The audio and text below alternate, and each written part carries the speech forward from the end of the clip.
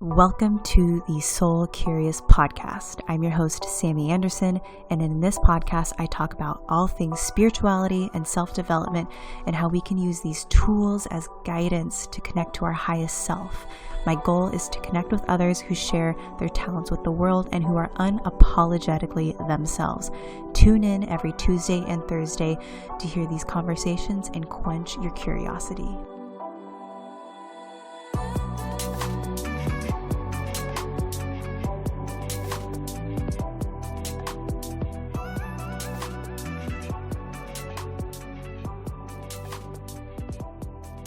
Hey guys, welcome back to the show. I'm your host, Sammy Anderson. Today's episode is with Marilynn Hughes. And if you guys are in the Facebook group, and if you're not, you should definitely join. It's a Soul Curious podcast group on Facebook. But when you listen to this, you'll see what I posted last night on how my mind is blown once again. I mean, it was blown when we recorded the episode, and it was blown when I re-edited it. And a few things, it does get slightly choppy, so I apologize for that. But Marilynn brings so much knowledge in out-of-body experiences and how it is so much more than what is typically out there associated with.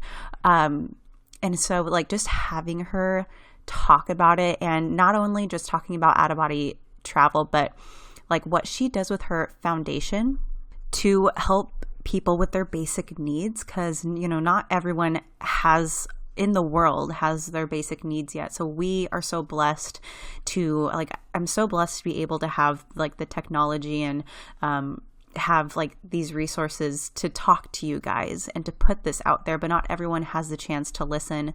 And so she just provides those basic with the products that they do, providing those basic needs for people so they can create the space to dive in to their spiritual growth and how important that is. Because everyone here, no matter where you are in the world, has a purpose. And just, it's absolutely incredible what she does. So I don't want to take too much time in this intro, but definitely check her out. I have all of her information in the show notes. It's outofbodytravel.org. Send her an email, join her group on the Facebook group. Like I said, it's all in the notes. And again, join us too in our tribe on Facebook. It's a Soul Curious podcast group. We'd love to have you in there. And now I introduce you guys to Marilynn Hughes.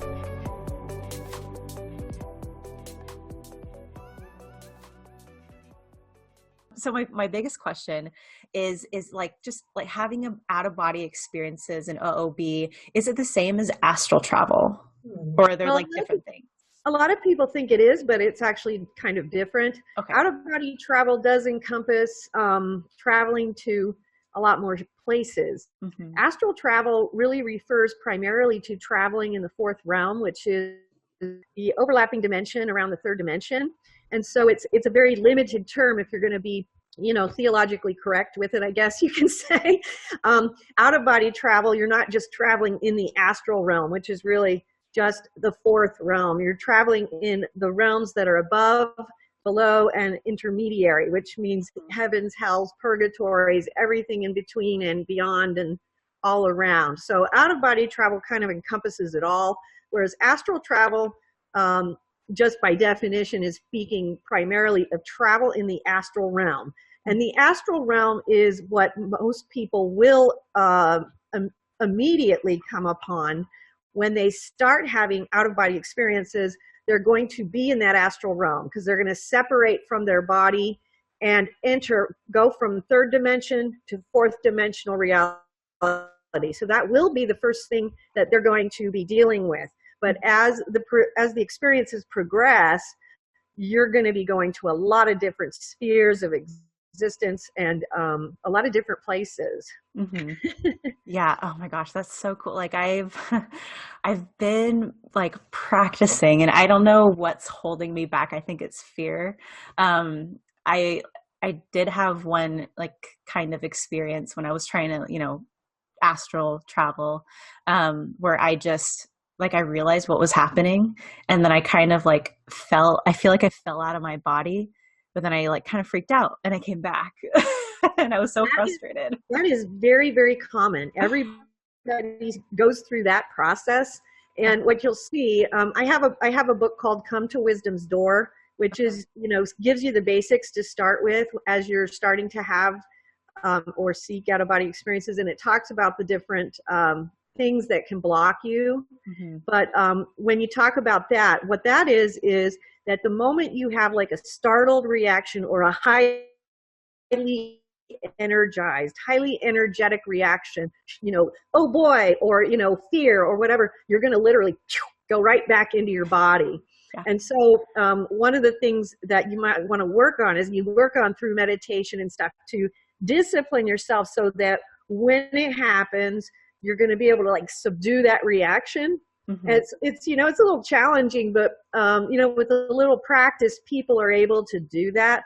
What you'll find too is that it'll happen as well, like not just when you're out of your body and you realize it, but like when you start seeing people, spirits, mm-hmm. or someone you knew who passed away, you can have a real, oh my gosh, it's you, reaction. Yeah. And you're like, oh no, I wanted to talk to them, Yeah. Yeah.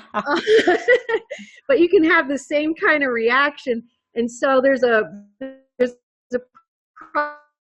process and a procedure through meditation of like pulling your energy back when you have those initial reactions that helps people to get through that phase. Mm-hmm. And so everyone goes through it. So mm-hmm. you're in good company. Yeah, definitely. Yeah. So I want to just backtrack a little bit. So Marilynn, can you tell us a little bit about like your background and story and just how the Out of Body Travel Foundation became? Well, my story, I guess, began when I was growing up. I had some different experiences. The very first out-of-body experience I had was when I was about 9 years old. Mm-hmm. And I had a very, very powerful experience where it was in my bedroom, the clouds opened up, marble staircase, and I was walking forward.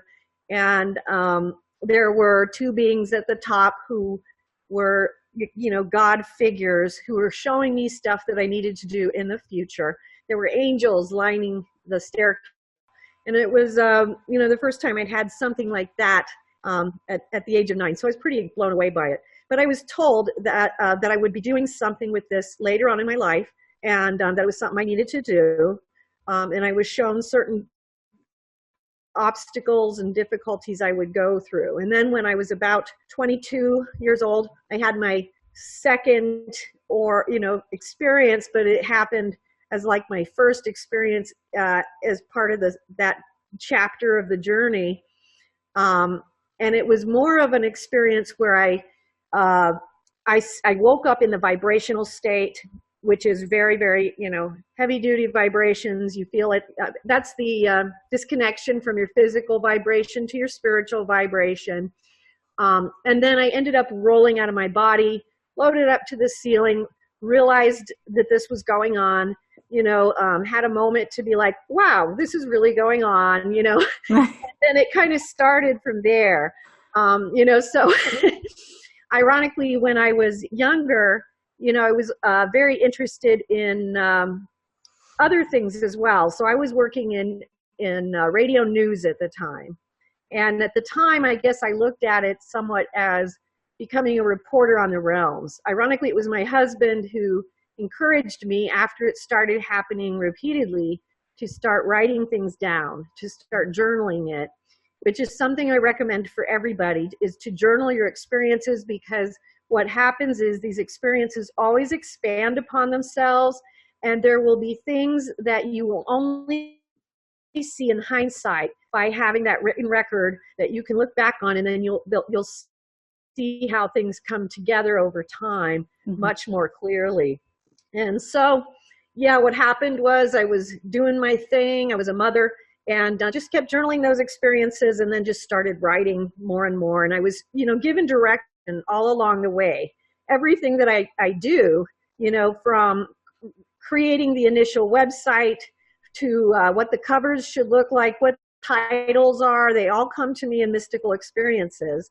when I created the Out of Body Travel Foundation in 2003, I did it for a few reasons. One was the initial idea came from my former publisher, who felt that, well, we had a real corner on the market and that I should start a new foundation. And then I also felt very strongly about what Mother Teresa had said, and she had recently died a few years before. She had said that the spiritual poverty was much more serious than the physical poverty that she saw around the world. She said in the West, the spiritual poverty really surprised her. And so we started out with the idea of making everything downloadable for free so that we could reach anyone in any corner of the world. And at the time, 2003, internet was still kind of working its way through. So we had people, in internet cafes and, people all over the world in different circumstances. And so it was really neat how the internet revolutionized the way for people to communicate with one another and to make these kinds of resources and things available to people in truly any corner of the world. And now it's even more so. And so the whole goal all along has been to do everything we can to reduce that spiritual poverty. And, along the way, because, the obvious outcome of that would be, well, we know that people who are living in extreme physical poverty don't have time or the resources to even consider spiritual matters. And so we also took on that secondary role and started raising a lot of money for projects around the world. And we focused a lot. You can go to our Charitable Projects page at our website. It's at outofbodytravel.org.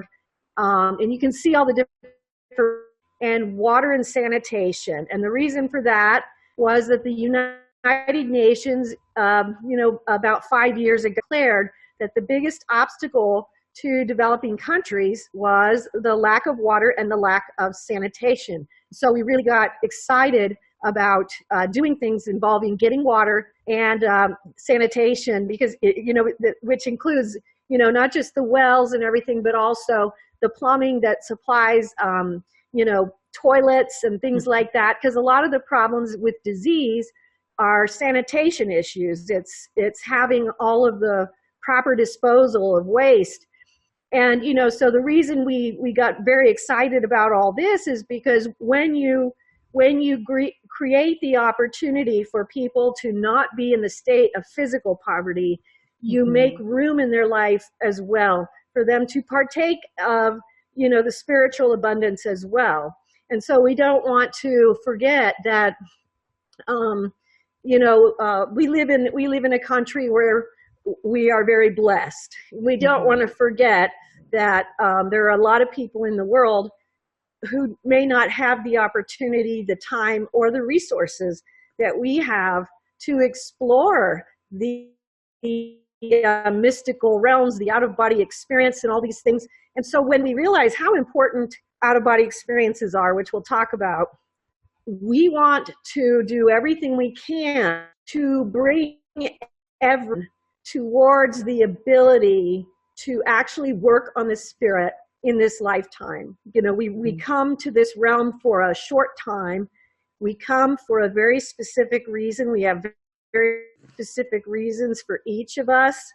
And we want to make available to people the opportunity to actually seek that out, because that's going to create more and more opportunity for the evolution of the human spirit as a whole. Make it possible for one soul to evolve. We are making it possible for the entire universal consciousness of life to evolve. And so there is a much bigger picture in this. We don't realize that when people are living in a state of poverty that is so despairing, and they are unable to even go beyond just their day-to-day needs, that is a lack that we all feel. And it's something that we feel within the heart and the soul of humankind. So we want to fill that. We want to fill that, make it possible for everyone to reach those higher potentials in every aspect as much as possible. Yeah, that's so beautiful. And I think, I agree with you. I mean, sometimes it's easy to forget where we are too, and how much, we have access to. If you're listening to this show right now, not everyone has those things. So thank you so much for bringing that up. Sure. And all the work that you do towards that. I think that is incredible. Thank you. So incredible. And with like just what you said too about not like like in the physical world, if we're not, our needs aren't met in that area, we're not able to really make room to open up spiritually. So yeah, that was just everything you said there was so beautiful. Thank you so much. Well, thank you. One thing I wanted to talk about there in regards to out-of-body experiences, one thing that I think that a lot of people don't realize, and I feel it really needs to be stated, and so I'm going to try to state it in a good way, I hope. A lot of people just don't understand out-of-body experiences are not just some paranormal phenomenon. They are the gateway, and they are the key. You open that door, and if you open it properly, because we want to open it with discernment and discretion and all of that stuff. By the way, you can go to our website at outofbodytravel.org, and all of our books are available for free download. So you can read about all this in our books, and we also have a free course of study there that people can take that will help them do all these things. And we have a lot of people taking that and enjoying that and making a lot of progress. So, but the thing with out-of-body experiences, it's not just an experience that you seek for some kind of momentary interest. It is a pathway that opens up the door to union with God. It opens up the path. We forget that there is a journey that we need to take here, So we forget that if you have a key just dropped into your lap, you know what I mean? Yeah. That's what out-of-body experiences are. They offer us the doorway to understanding, following, and achieving the goal and purpose of why we are here. We forget that we live here a very short time. Some people live a year. Some people live 10, 20, some at most you got 100, 110. And somewhere in between is what most of us end up with. That's a pretty short period of time. That in and of itself tells us that there is a purpose for this very short and temporary stay here. It's temporary because there's something we're supposed to do. Now, some people may or may not believe in reincarnation. So, you can look at this from either way, whether you believe in reincarnation or not.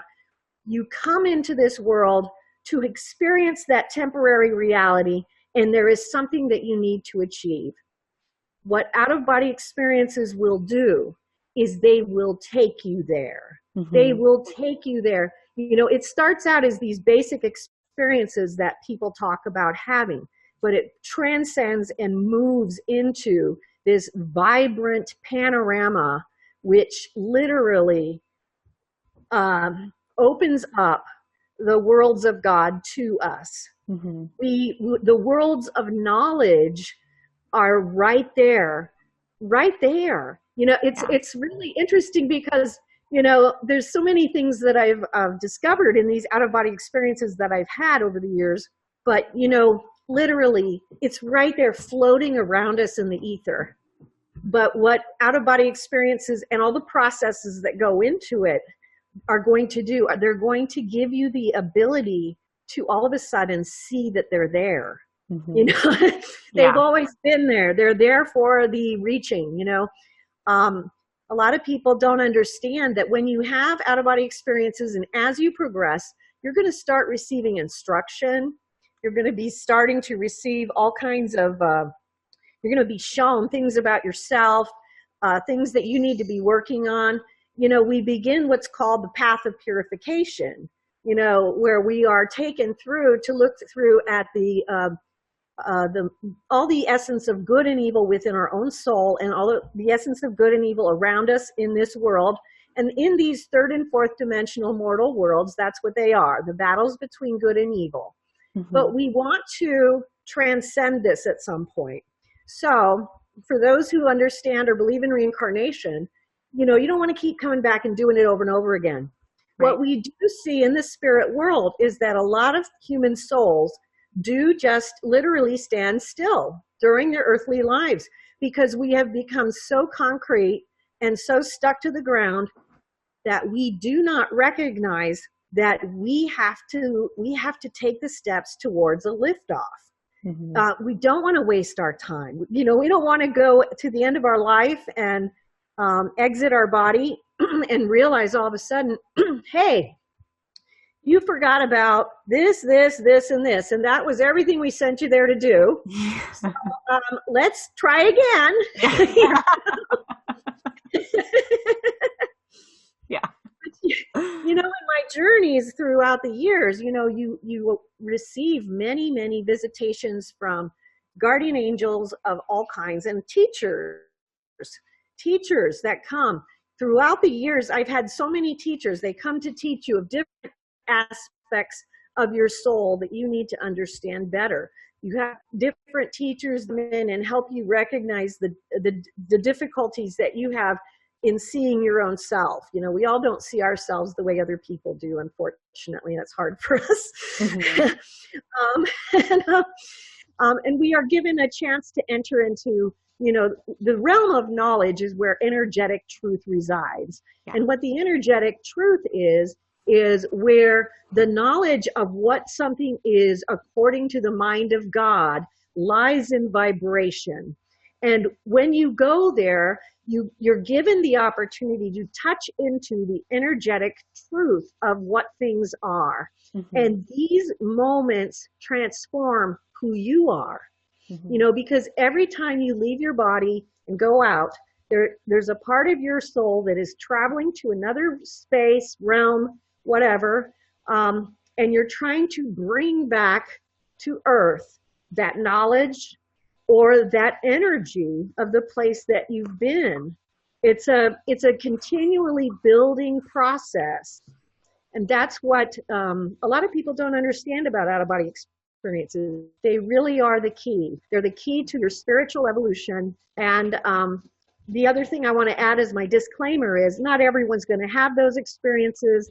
If you do everything and you want to have them and it doesn't happen, that doesn't mean you've done anything wrong. We're all set up differently. We have different callings in this life, and God has other ways to teach us as well. Mm-hmm. But out-of-body travel is a very direct approach. Yeah. So when you talked about we all have these purposes and these, missions when we come in here to Earth with this reality. And then, if we just kind of sit through life and don't do anything about it, then we, pass on and we're just like, oh, so yeah, exactly. So do you know, what do you think the reason why when we come here, we don't already know? Part of the reason is because part of the purpose, one thing about purpose in this realm to keep in mind for everybody is don't get caught up in the idea that you have a purpose that you're not doing. Mm-hmm. If you are seeking it, you are actively seeking it, that is the purpose in and of itself. The pathway becomes the purpose. And that will lead to, if there are other things that you are to do. Why we don't know is the reason why is because that's part of what we are here to overcome. Mm-hmm. There is a construct that goes between the spiritual soul and the physical body and all of these other different realms and dimensions. And we are trying to bring in consciousness into the physical construct. And it's very hard for people to do because we're very grounded in material reality. And it's a very secular world and materialistic. And I think ironically, with science coming in, people have to be careful not to forget that science and the things that they're discovering only prove the consciousness of the soul. They're not negating these realities. The irony is that, science and the spirit cannot contradict one another because they are one and the same, because the science of the soul is the soul of the science. So It's all the same. Yeah. So, part of the process in coming here is the forgetting. There are other aspects of the forgetting that are hard to for people to understand, but I'll just put it out there. First of all, we do come into this life with many different types of karmic configurations. And a lot of times, because we are either going to be born to someone who may have harmed us in a previous life, or we are going to bear a child who didn't, we did something to in a previous life, or vice versa. Or, we have all of these conflicts that are being resolved through the material realms. Part of the way that love works to transcend is the forgetting. And by forgetting, it's like wiping the slate clean. Mm-hmm. But yet at the same time, sometimes there is a benefit in bringing back some memory of what's actually going on. The easiest way to figure that out is very easy. And but it's really hard at the same time. It's very easy. The thing that we're here to do is to learn how to manifest love towards everyone and everything that we possibly can. And that is really hard as life continues, because people do things, we do things, stuff happens. And so there's the challenge. It's that, everyone speaks about the amazing and unexplainable experience of God's love when they have a near-death experience or an out-of-body experience. And I've had both, so, Mm-hmm.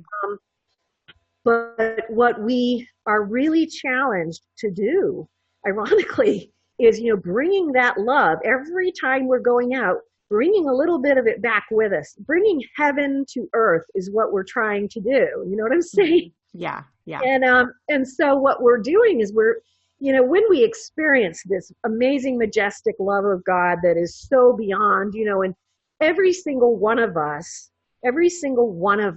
wants that. Every single one of us. And what we have to then remind ourselves is, despite all the different constructs and all the different conflicts that might arise around us, everyone wants that moment where they are just unconditionally loved and accepted by God. And so what challenge does that present to us as human beings? It challenges us that when crises arise, as they definitely will, that we want to seek out as our goal a way for everyone to feel that love of God and that unconditional acceptance. And where is that the hardest to do? In our own families. Yes, that is true. And that's because our families are the people who know us the most and know us inside and out, and they know the good and the bad and the ugly. And that's why it becomes more challenging, because we get caught up in these battles between but you. But the reality is that every party to that matter is seeking the same thing. They're just seeking it in different ways. And oftentimes the way that we're seeking it also clashes. And so it challenges us again to constantly be aware of the reality that there's always an ever unfolding around us, with our families, with our loved ones, with our friends, with the world, and with our own souls. And the only constant, the eternal, is change. So nothing stays the same, and yet it always stays the same in a sense. Yeah. But that is one of the easiest ways when you're first starting out. What would love have me do? And really challenge yourself with that question. And it's going to be hard, because there are hard challenges in life, and there's good and evil in this world. There are real evils that people deal with and live with and have to learn to process in their lives.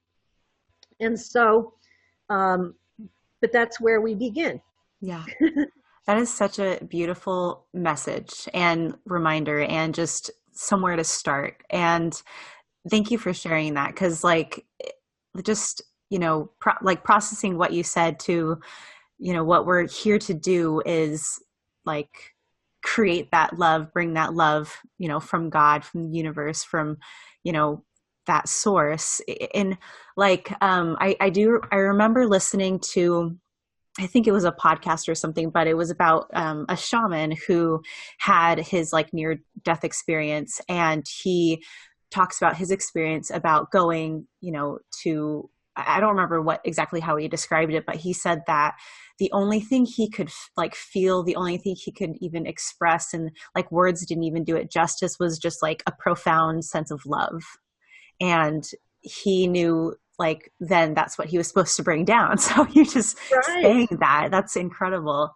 And so it kind of like connecting with that, I watched a couple of your videos, and you talked about how you were going through like different like cities or places, and you could just like sense like that negative, like kind of evil energy just in that one city. Can you talk a little bit about that?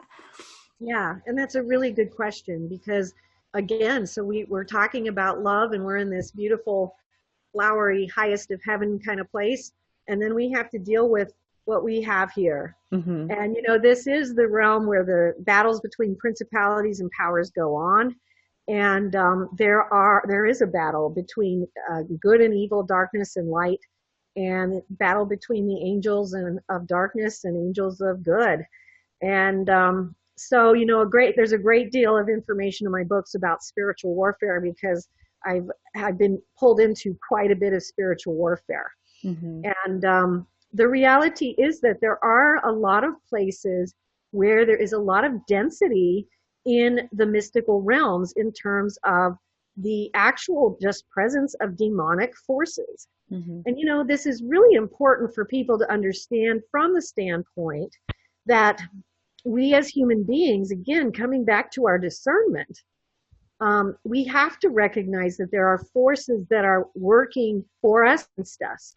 And there are forces that are going to be trying to lead us astray into doing things that are not for our or anyone else's highest good.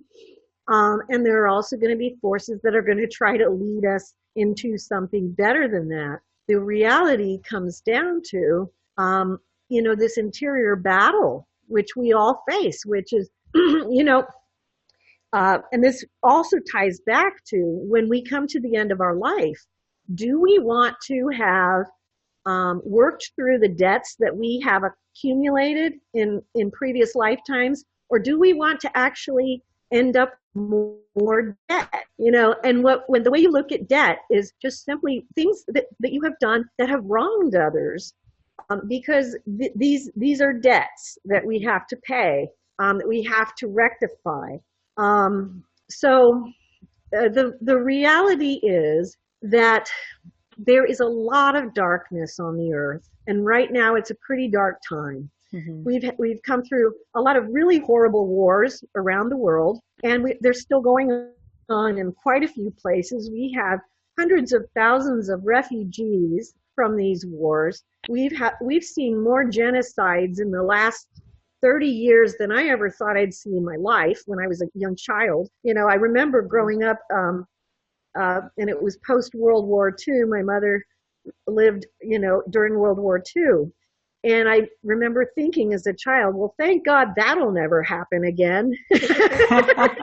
Yeah. Oh my gosh, the 1990s come around, we got Rwanda, we got Kosovo, and it was like, oh my gosh, yes, it's coming around. Why does it come around? Because this is a realm where good and evil reside, and we are not doing the best work. Mm-hmm. We each are responsible for what we bring into this realm. And yeah, we do feel overwhelmed because we can only do so much. But what we do not realize is how much power any goodness that we may try to do really has, and how it vibrates through the resonance of the human mind and consciousness of the universe itself. Mm-hmm. We forget that everything that we choose to do that is for God, for the good, is progressing humanity. Mm-hmm. And we can't stop other people from making different decisions. Maybe we certainly can. Evolutionary sphere. Earth is a purgatorial realm. What does that mean? It means purgation. It means we are here to purge. We are here to purge all that is within us that does not reflect God. You know, people forget that when you cross over, do you think that we're just going to stand in the presence of an almighty and all holy God and it's just like, okay, well, all of a sudden everything's cool and we're just there? You know, that it doesn't work that way. There is a process because we have to actually make ourselves compatible to be able to do that. One of the things that you experience in the out-of-body travel state is that if you try to travel to a sphere or a realm that is above your level of vibration, you will feel as if you're being crushed because it's a higher vibration.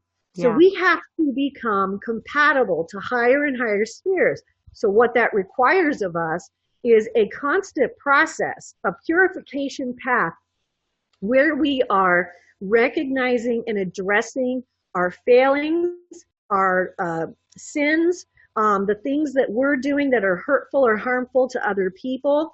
And we have to be going through this prayerful process that occurs with out-of-body travel, where our vibrations are being raised by the spiritual angel guardians that are by our side, because they will do that process, which actually brings us where we can become higher vibrationally. So we need to remember that this is a journeying place. And if we're not on a journey here, we're missing the boat. We need to be on that journey. We need to catch the boat before it leaves the dock. Yeah. Because we are here for a reason. And this is not to make anyone feel like, oh my gosh, I've wasted so much time. Everyone has. You're not alone. Yeah. You know, it's just to be like, okay, you know, you can just make a split-second decision right now. I'm getting on the boat. Right now, I decided I am moving forward, and it will happen. One of the things I've experienced in my out-of-body experiences, because I was called to go into higher heavenly realms and to go into purgatorial realms and also into lower hell realms. And the reasons for this is the alteration of reality. I write about that in a book called Medicine Within a Dream, also available at the website. The alteration of reality has to do with the realm of management, which is above physical reality. This is where our thoughts and our actions are all congregating. Our intentions, are all congregating to create whatever is going to hit the ground. And in the realm of management, sometimes there is an opportunity to change a negative outcome for somebody.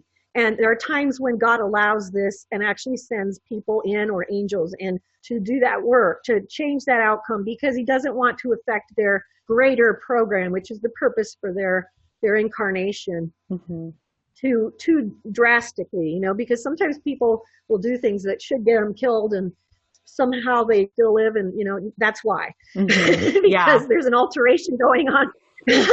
But the reason that's important is because we want to be aware of the fact that God is infinitely present in our lives. So in my experiences, I would be taken to these purgatorial realms, seeing different issues that people were struggling with within themselves, their souls, different perceptions, things that are not true.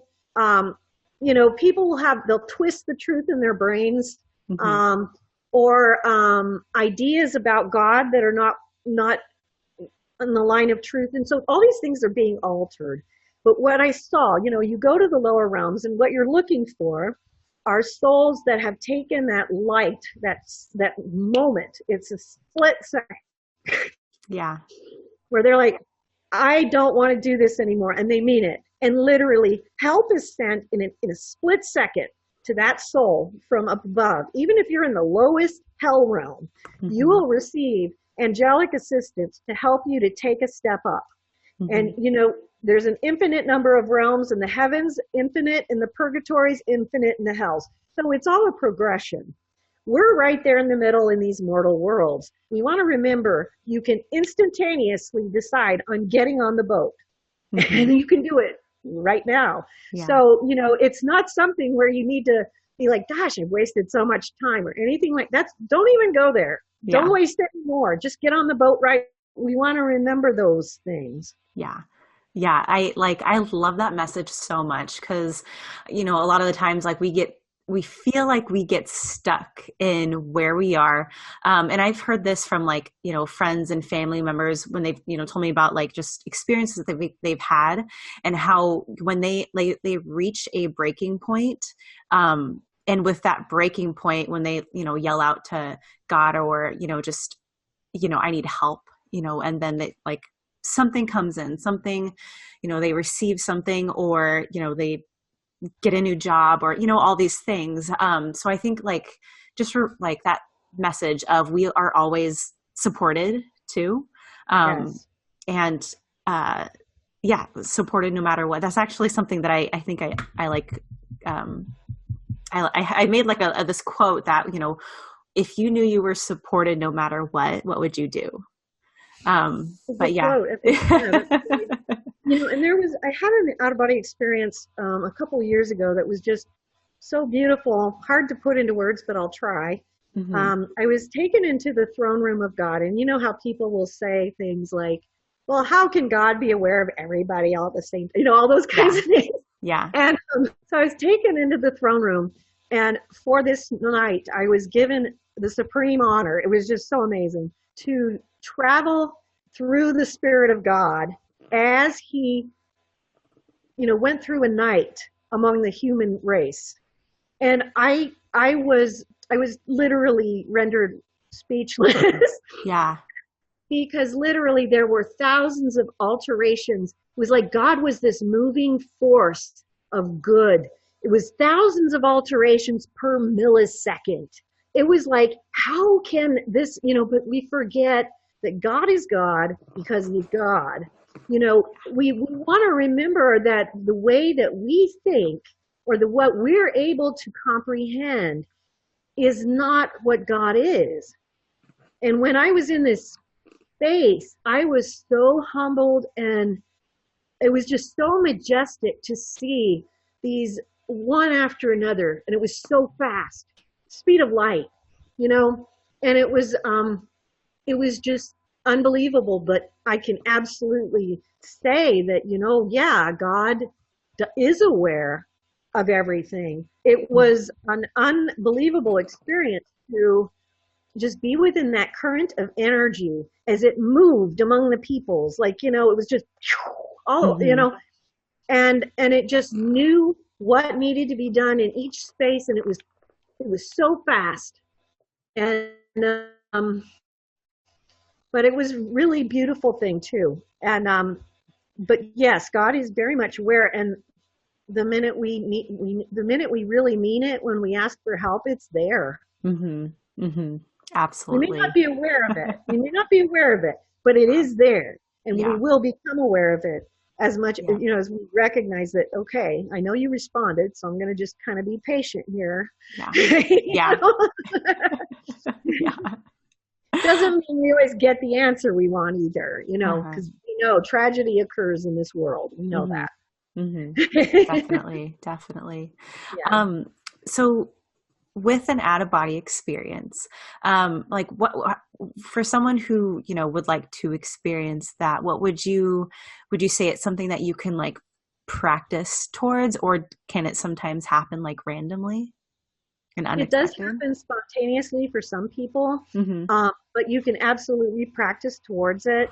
And if you go to .org, download Come to Wisdom's Door and the Mysteries of the Redemption. And that's what I suggest people start with. We do have a set of books that are how-to books, starting with Come to Wisdom's Door, and follow those books in sequence and start reading through the Mysteries of the Redemption. It will talk about all the things you need to do in terms of how you model your prayer and your meditation, but also things like the blocks, the fears, the things that could be throwing you off, as well as some basic pointers and stuff you're going to learn about as to, things you might not think about, like how do I move when I'm outside of my body, since, it's a thought process rather than a physical process. So it's different. So there's a lot of little things like that. One of the things that occurs in the out-of-body state is, thinking is everything. So you think of someone and you're going to travel to where they are, Um, it's really important when you're seeking out the out-of-body experience to recognize it is a deep mystical state. And so it takes time and concentration and discipline. When I was starting, I would meditate every day for 3 hours. And I know it's hard for people to imagine that, but for those who can find a way to do it, that is really a good way to do it, because you want to allow your body to pull into the level of consciousness that's required for this to happen. I always do it lying down. A lot of people recommend meditating sitting up. I do it lying down because eventually your body's going to be unconscious. You don't want your body flopping to the ground. Because that's going to ruin it, so you want to be in position for a takeoff, Yeah. There's a lot of techniques as to how to get out of your body once you enter the vibrational state. The basic things all apply, which is things that a lot of people probably already heard. You're going to enter into this vibrational state. That's caused by detaching from the physical body to the spiritual body, which has a higher vibration. And when you actually experience the vibrational state, you're going to be blown away because it's a much higher vibration than what we're at in the physical world. And it's mind blowing. It's something where once it starts happening, you have no question.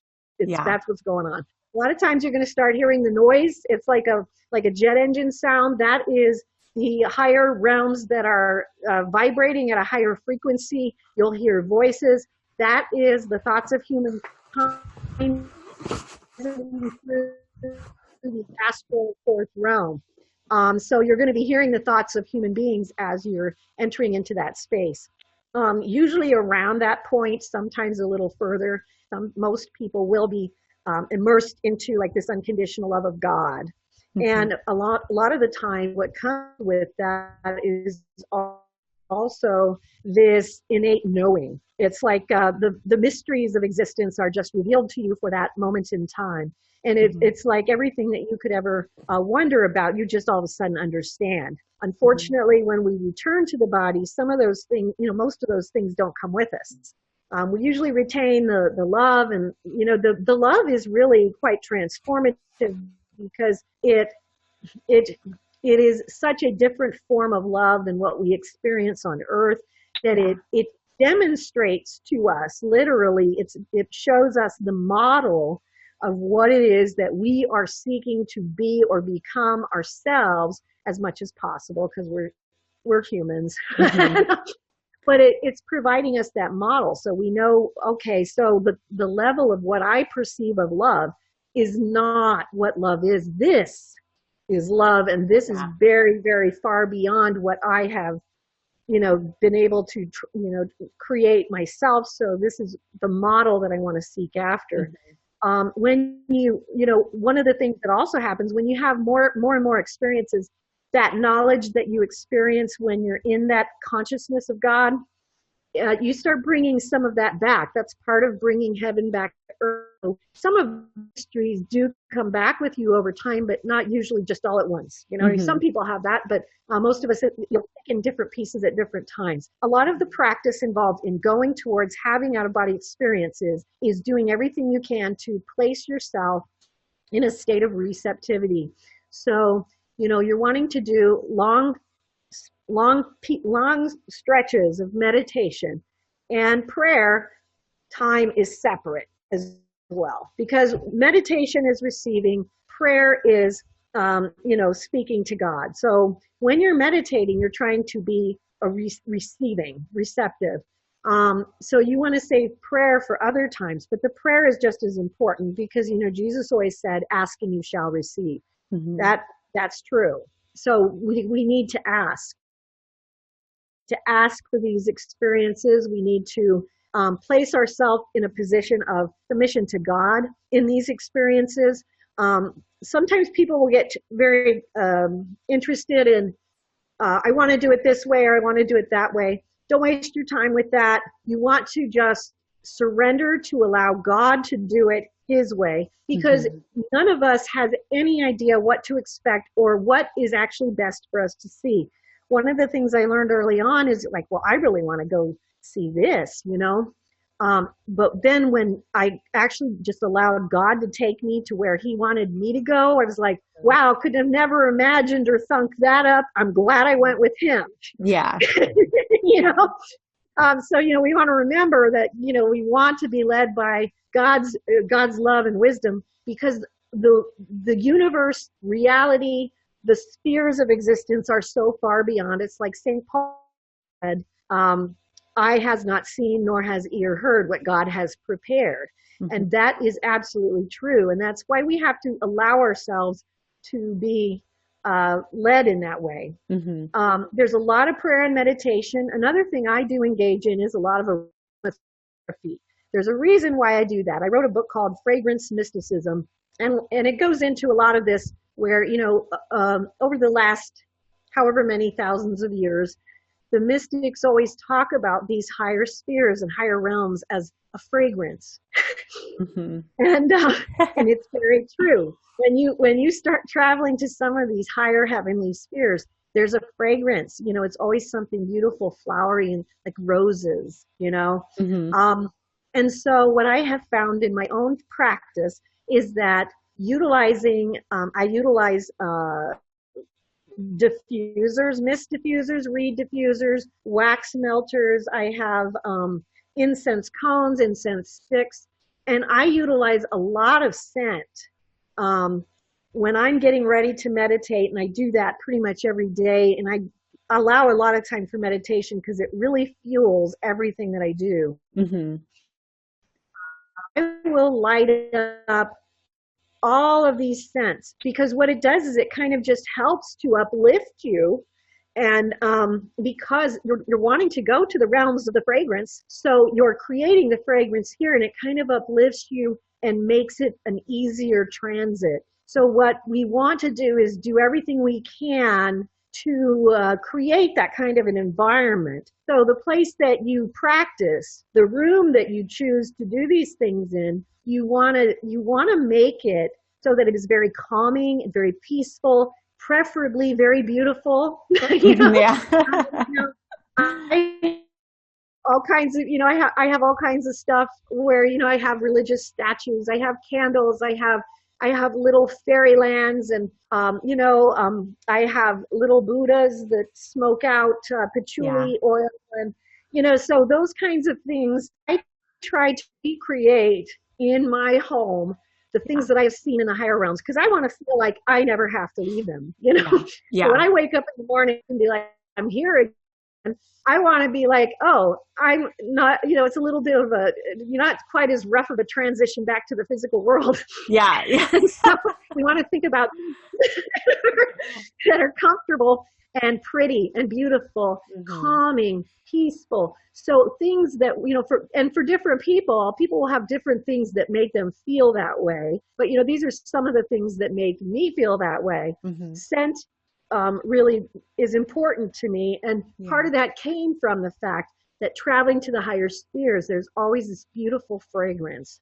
And then I put it together, and it was like, oh yeah, it'd be easier to get there if I reproduce that fragrance room that I'm meditating in. You know what I'm saying? Mm-hmm. Mm-hmm. So, you know, I use a lot of the aromatherapy, and so there's a lot of different ways that you can do this. Also, you know, the prayers that you practice before you go to sleep at night. I have a pretty strong nightly practice of things. And, you know, who are you praying for? Having an entire idea. I pray a lot of different types of prayer. A lot of it is Catholic prayer, but I do a lot of things with, I really like the sacred music from around the world. Mm-hmm. And so I dip around. I love the Hindu music, Buddhist music, Islamic music. Baha'i is really pretty. A lot of people haven't heard of the Baha'i chanting. It's very pretty. But I have all of it. Jewish, some of the most beautiful things. You know, in the Jewish tradition, they have the Kaddish, which is their prayer for the dead. And that literally is like a living fragrance, mm-hmm. you know. And then I also have CDs of things like the Office for the Dead, because I do a lot of prayer for those who have crossed over, because a lot of my practice in the mystical realms, in the out-of-body travel states, has to do with people who have crossed over and the journey that they're taking in the afterlife. And so I do a lot of the prayers that are intended for the deceased. So, you know, there's the Tibetan prayers of the dead, there's the Catholic Office of the Dead, there's the Jewish Kaddish. These are all prayers that to me are like aroma. You know? Yeah. These are truly aroma, you know, aromatic prayer. Yeah. But of course, I have lots of my regular things. You know, personally, I'm a practicing Catholic, so I pray a lot of things like the Holy Rosary, the Chaplet of the Divine Mercy. There's a lot of prayer traditions in the Catholic Church that I love, and I utilize those. But what I recommend for everyone is that, you know, whatever your personal tradition is, you know, really, and ironically, this is going again back to Mother Teresa. Yeah. People would ask her about that, and she said, just be the best whatever you are. You know, be the best Catholic if you're Catholic, be the best Hindu if you're Hindu. So whatever your practice is, don't be afraid to really embrace it. And if you don't have a particular practice, don't be afraid to you know, try some different things and see what feels good for you, because what you're going to find is each one of us has some really we have areas where we're going to resonate to more readily. You know, we're going to resonate more readily to a certain tradition. Obviously, for me, it became Catholicism, but I love Hindu music. You know, most of the time when I'm doing my afternoon meditations, it'll be to Hindu music. I love their kirtans and bhajans and all of those things. And I kind of go around because I just love it all. You know, there's nothing like a Tibetan Buddhist monk doing their unique Tibetan chant, or an Australian Aborigine, you know, singing on his didgeridoo, you know. Yeah. They're all very powerful forms, and I like to kind of I like to enjoy them all, so I kind of do. Yeah. Yeah. And also really, really helpful. You know, it's creating an ambiance in your life as much as possible of, you know, creating that constant state of awareness of God, you know, which creates a readiness to receive. But, you know, another part of readiness is a willingness to recognize, and this is probably one of the biggest obstacles for us human beings, because we're also slow. You know, it's trust me, I know, because I'm very much one of them. You know, we're so slow. It's hard for us to allow God to reveal to us the truth as it really is, rather than the truth as we think it should be. And, you know, that applies not only to how does that apply in terms of whatever our perception of God and his kingdom might be, or kingdoms, or, you know what I mean? Or even just what is the good and the true? What is true love and wisdom?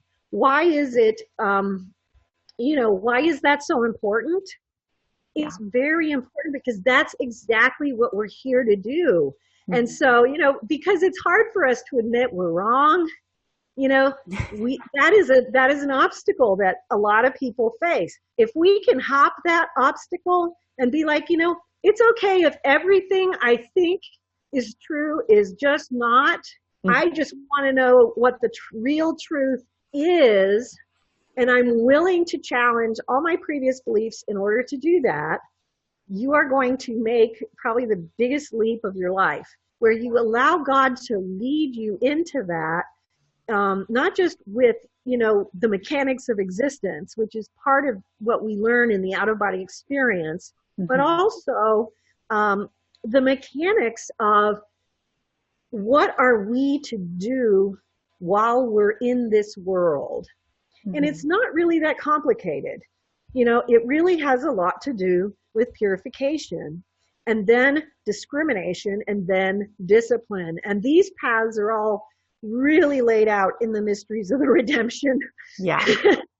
And ironically, these paths are, Buddhist monastic paths, and they have corresponding monastic paths in the Catholic faith. And you'll find in every world religion, in the mystic traditions, they all follow this path. One of the things I wrote about in all of my books, I was always obsessed, and ironically, it was because I was told to be obsessed in my mystical experience. Yeah.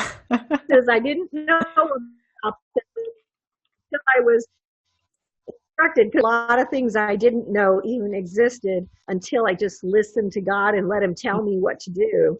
And when he did, I learned about all these really amazing things, one of them being the ancient sacred texts. And, the ancient sacred texts for 30 years or more, I don't know how old I am. I'll see these literally staircases in the heavens that are made from the books, the ancient sacred texts left by the prophets, saints, mystics, and sages from throughout history, throughout the world, from throughout every tradition, and throughout some no tradition.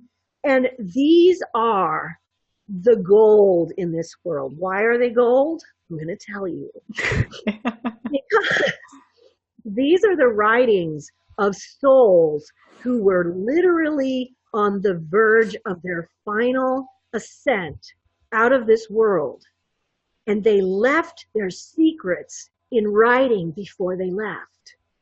And so what are these ancient sacred texts? These are the keys. These are the answers to what do we need to do to get there too. Mm-hmm. And that's why for years I've seen this hundreds of times. It's always shown the same. The ancient sacred text is the stairway from earth to heaven, because it's the writings of all the souls. It's the mystical experiences and visions. Another book that I wrote that I usually recommend as well to people when they're starting out, it's called Near-Death and Out-of-Body Experiences of the Prophets, Saints, Mystics, and Sages in World Religion. And one of the reasons this book is important is because it shows people that it was out-of-body experiences that caused the birth of every major world religion and every minor one. Because every religion was formed on a revelation. And so these books pull out of those ancient sacred texts all of these magical, majestic moments in human history where these things were born. But this is why out-of-body experiences is such an important subject. It's because it literally is the key that leads to this stairway of the ancient sacred texts, which shows us how to get there. Mm-hmm. How do we graduate from this realm of existence? How do we get through this purgatorial realm? How do we stop having to keep coming back and doing it over again because we keep messing it up? It's really important that we open ourselves to those words. I want people to think about that a minute, mm-hmm. because how much would any of us give to read the words of a soul that was ascending to heaven, a finished soul who was done here right before they left?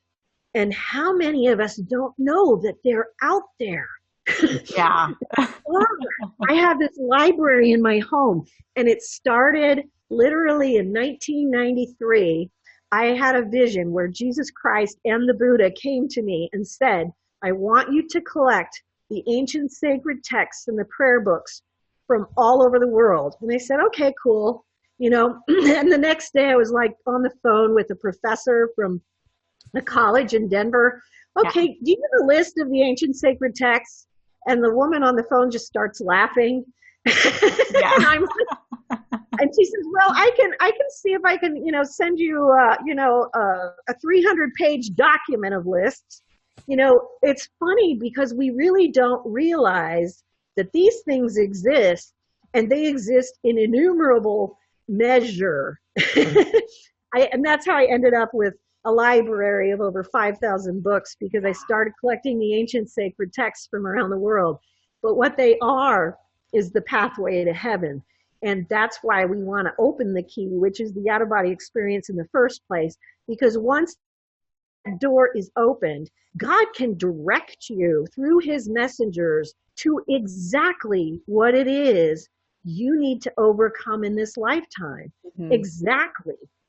And there's no other way to receive that kind of very specific, very directed, and very perfect guidance. Mm-hmm. Doesn't make the path easy, but it does make it a little more focused and a little bit more direct. And then we still have to keep working through all our little human foibles because, you know, the reason we have habitual problems and sins or vices is because that's the nature of us as humans, and we're habitual creatures. So being habitual, they'll still be challenging to overcome.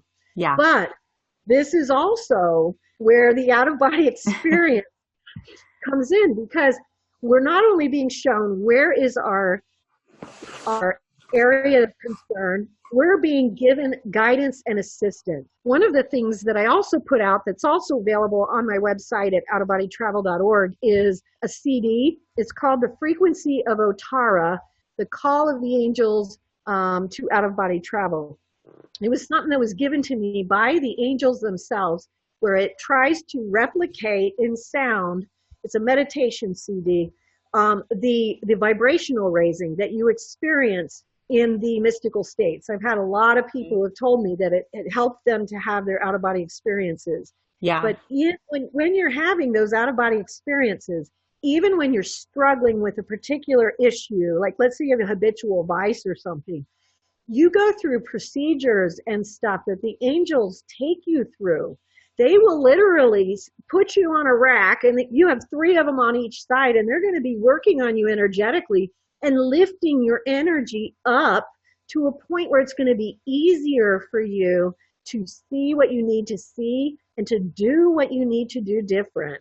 Mm-hmm. So there's not just, you know, hey, this is what you need to look at. It's all of this energetic assistance that most of us are unaware of is a very big part of existence. Mm-hmm. You know, because the world of the beyond and the world of the incarnate living is actually a full cylindrical sphere. It works in tandem with one another. And even though we're not as aware of their presence, they are very present and very aware of us. It's part of what they do. And so we make ourselves, we allow ourselves to receive these higher energetic thrusts that help us overcome things that maybe have really been, you know, holding us back for you know, lifetime after lifetime. And for those of you who don't believe in reincarnation, things that have been holding you back over and over again just in this lifetime, because we all do that as well. And so what happens is you are able to receive the energy and the thrust and the infinite number of ways that God assists us. Excuse me. You can read about a lot of this. You'll see it in the Mysteries of the Redemption. There's a bunch of books that follow it as well. And you're going to see all these different ways, from literally being laid in a crystal cave in the heavens, where the healing energies of the crystals come upon you, to receiving a healing from the hands of Christ himself, or the angels coming in and just raising vibrations to a certain level. There are so many ways that we are given assistance. And it's, but it's laid out for you in all those books for free. So, you know, one of the things, going back to what you said about how can I be receptive, one of the things I was shown and told when I first wrote the Mysteries of the Redemption, and this is proven to be true, is that it was written in a way to help people to break down those barriers to the out-of-body experience. And they told me at the time, and I was just like, okay, sure, whatever, you know, that people just reading the book would have spontaneous experiences from reading the book. And that has proven to be true. I have a ton of readers where that's exactly what happens. Mm-hmm. And what I think also contributes to that is part of this is when you're reading through the Mysteries of the Redemption, these things become conscious in your mind. They become possible. And so by bringing them to the forefront of your consciousness, you become more aware of and more likely to have the experience. So it's introducing it to your spirit, it's allowing it to kind of take root, and it's a natural process of the evolutionary transformation that can cause. And so, be open to that as well, because a good deal of my readers, that's exactly how they ended up having, I have a lot of readers who travel just as much as I do now, and, Yeah. So they, and so what they say worked for them. So, being open to the fact that even just becoming aware of that which we do not yet know makes us more likely to be able to partake of it. Mm-hmm.